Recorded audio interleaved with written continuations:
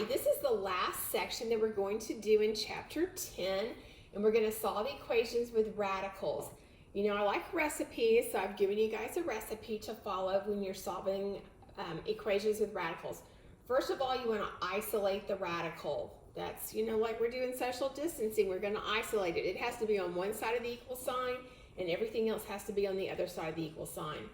The next thing that you're going to do is you're going to get rid of the radical. So if it's a square root, you're going to square both sides. If it's a cubed root, you're going to cube both sides. Then you're going to solve the equation once you've gotten rid of the radical. And the last thing you want to do is you want to check. You can introduce extraneous roots sometimes when you square something. And so we are going to make certain that we check all of our work with these problems. It is absolutely important and imperative that you check your work.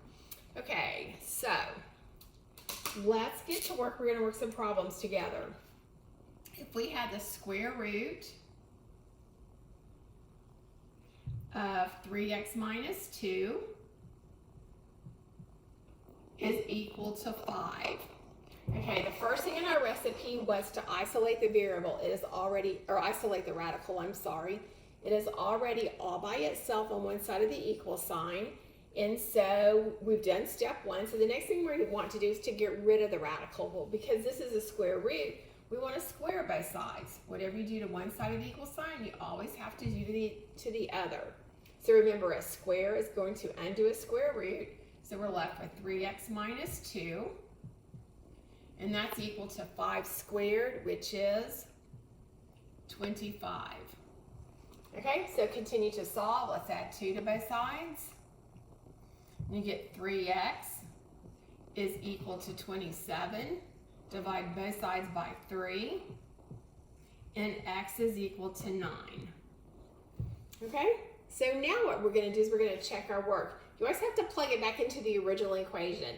So if you plug 9 in for x, we're going to have the square root of 3 times 9 minus 2. So that's the square root of 27 minus 2.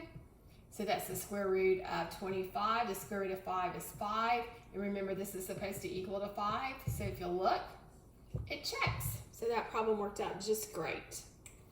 Okay, I'm going to reach over here and grab a whiteboard eraser thing. And we'll move on to another problem. Whoops.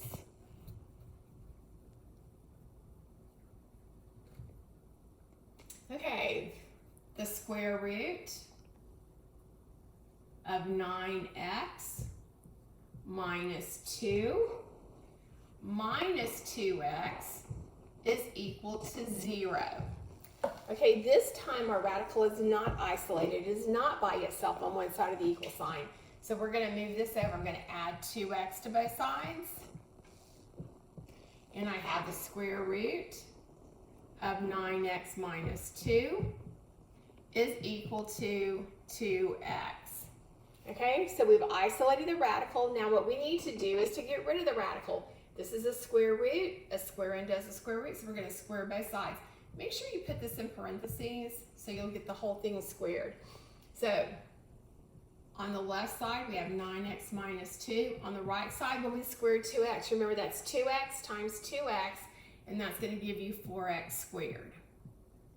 Okay, so anytime we have something squared, the only way we can solve it is to factor. So I need to move over this 9x. I need to move over that negative 2, so I'm going to do a plus 2 to both sides. So now I have 4x squared minus 9x plus 2 is equal to 0. Okay? So remember, anytime we have a leading coefficient, we're going to multiply our leading coefficient by our constant. 4 times 2 is 8. Write it down. It's a positive 8. Let's come up with factors of 8. When we multiply them together, we get 8. When we combine them, we get a negative 9. Well, if you look at the first pair of factors, 1 and 8, if you add those together, you get 9. But if they're both negative, when you add them together, you get a negative 9. And a negative 1 times a negative 8 is a positive 8. So this is 4x squared minus 8x minus 1x plus 2 is equal to 0. Okay, factor by grouping. We're going to factor 4x from both of these, and we're left with x minus 2. Here, remember, I always use that sign, so I'm going to factor a -1, and I'm left with x minus 2 is equal to 0. And I'm kind of running out of room. Okay, so if we factor an x minus 2 from both of these, we're left with 4x minus 1 is equal to 0. Okay, I'm going to come over here and work. I know this is kind of disjointed, but it's all I can do. So we're going to set x minus 2 equal to 0. Add 2 to both sides. We get x is equal to 2. Then we're going to take 4x minus 1 equal to 0. Add a 1 to both sides. 4x is equal to 1. Divide both sides by 4. And x is equal to 1/4. Okay, so we have two answers. We have an x equals to 2 and an x is equal to 1/4. So we want to plug those back into our original equation. So what I'm going to do is I'm going to erase some of this so we can see what we're doing when we check our work. So I'm just going to do this a little bit so you can see. Okay, so let's try 2 first. We have the square root of 9 times 2 minus 2, and then minus 2 times 2.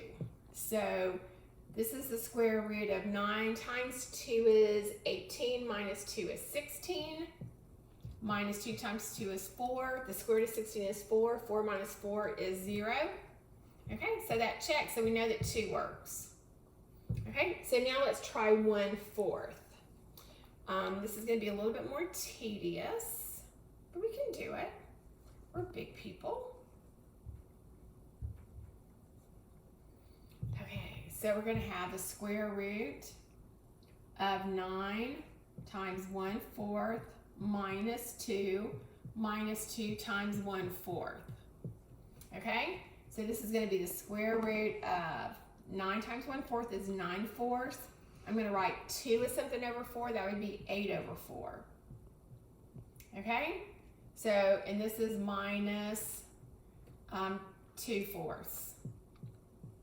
Okay, so I need to keep erasing so I can work. Sorry about this, you guys, but this little whiteboard is all I've got.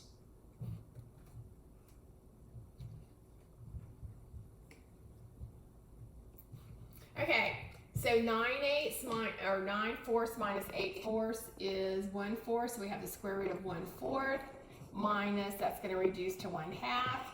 The square root of 1 is 1, the square root of 4 is 2, so 1/2 minus 1/2 is 0, and ta-da, it checks. So our other answer is 1/4. Okay, so we have 2 answers for that particular problem. Okay, everybody doing fine? We're going to keep on moving. Okay, let me get all this erased.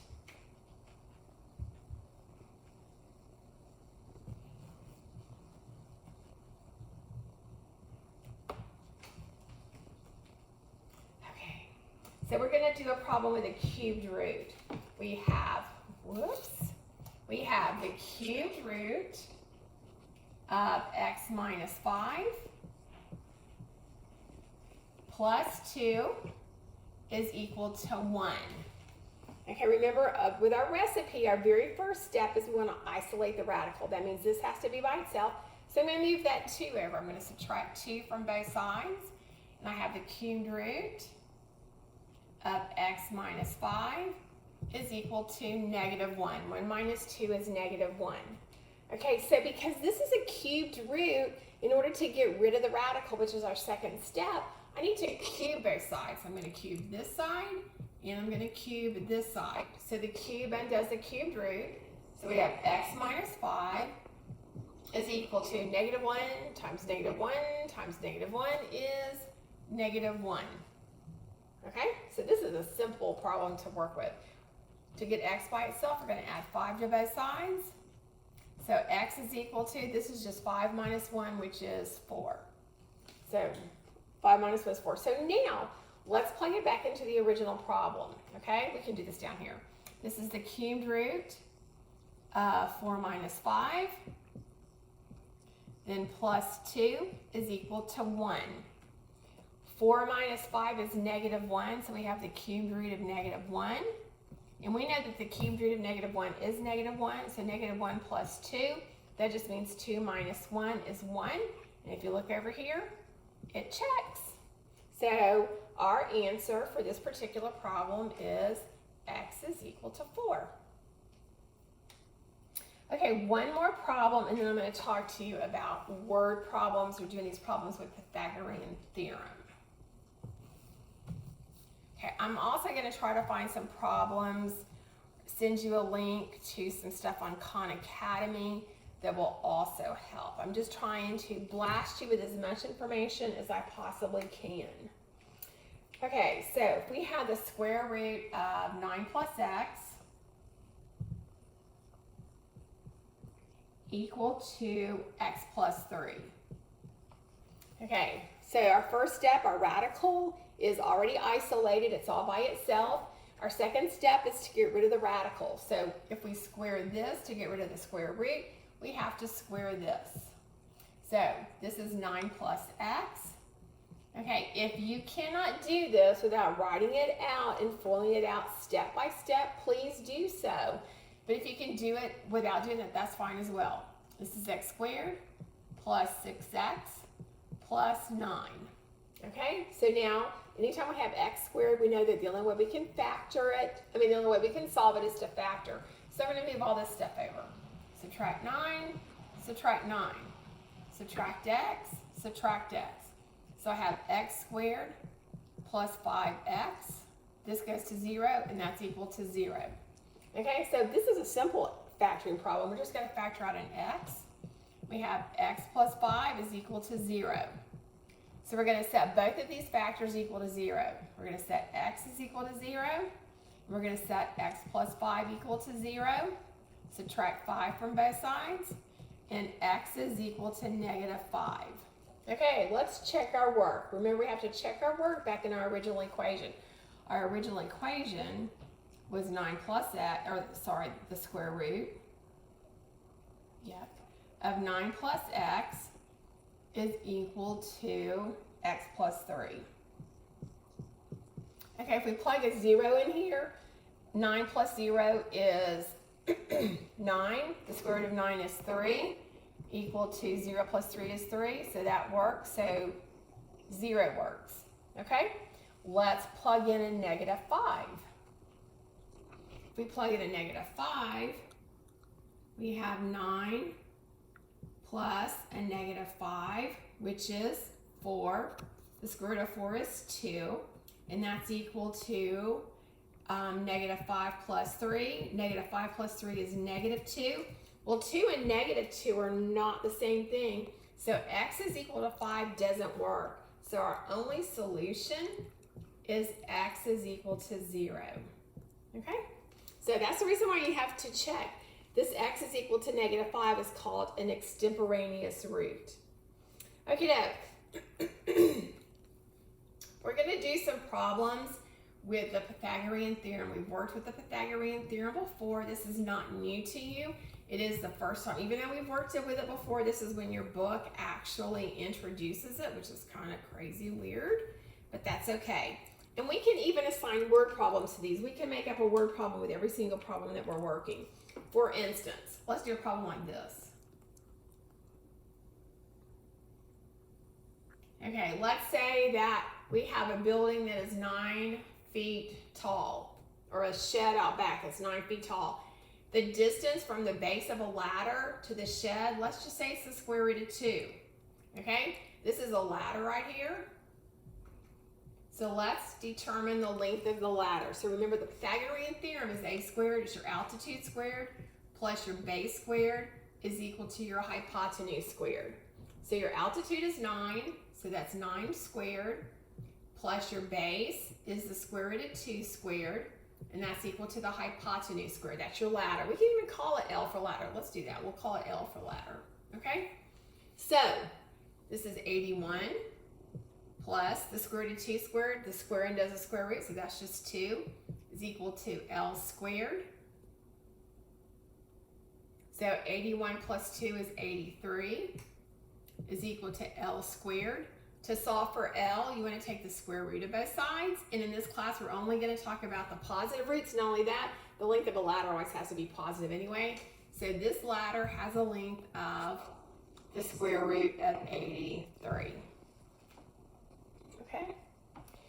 So let's do another problem like that. We'll just make up another word problem to go along with it, because you will have a word problem in your test. As you know, since things have gone computerized, I can't see your test. I suspect you'll all have a different version of the exact same test, like different numbers and stuff, so I really don't know exactly what for you to expect, but I suspect you can do a word problem. So if we had a house, and the height of the house is the square root of 7. Okay, so it's a dollhouse. The height of the house is the square root of 7. This is the base, and here we have a toy ladder going up to our toy house, and this length is 14. So what we want to do is we want to find out this distance from the ladder is from the base of this little toy house. Okay, here's the house in case you're having a hard time seeing it. Okay, always have to have a chimney, always have to have a sun in the corner, always have to have inverts. Okay, so now let's work the problem. So remember, it's a squared plus b squared is equal to c squared. So our altitude is the square root of 7 squared plus, we don't know what the base is, this is our b, this is our unknown, is equal to 14 squared. Okay? Oh, should have picked a number, I knew what it was. The square root of 7 square root is 7 plus b squared is equal to, I think it's 196. I'm just going to pretend like that's right. If I'm wrong, you fix it, okay? So subtract 7 from both sides, and b squared is equal to 16 minus 7 is 9, so that's 189. Is that right? 14 times 4, is that right? I don't even know. Okay, doesn't even matter. Okay, so I'm going to take the square root of both sides. Okay, so b, if I'm wrong, fix it. B is equal to, okay, let's look at 189. Okay, I know that 9 goes into there. 9 goes in there 21 times, and that's not a perfect square. So this is the square root of 9 times 21. 9 is a perfect square, so this is equal to, the square root of 9 is 3 times the square root of 21. So the ladder, this toy ladder, is 3 times the square root of 21 distance from this little toy house. Okay, so on Monday, on April the 1st, you will, whatever day April the 1st is, you will take your first test since we've had this coronavirus stuff. I'm going to send you an email. I'm going to give you a code to put in, and you're going to take it through my math lab with Dr. Lowe. So anyway, remember, always email me if you have any questions. Thanks so much. Bye, guys.